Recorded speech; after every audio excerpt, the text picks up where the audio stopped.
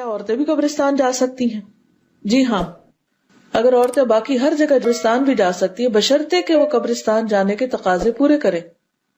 एक और रिवायत में भी आता है, हजरत आयशा बयान करती हैं कि रसूलुल्लाह सल्लल्लाहु अलैहि वसल्लम ने कब्रिस्तान की ज़ियारत की रुख्सत दे दी थी, यानी आपने इजाजत दे दी थी कि औरत जा सकती है, लेकिन ज़ाहिर है कि उसके लिए फिर कुछ शराइत हैं, जिनमें से नंबर 1 है कि औरत अपने पर्दे का एहतमाम करे। अल्लामा अलबानी की राय यह है कि इब्तिदा में जब मना किया गया था तो औरतों और मर्दों सबको मना किया गया था,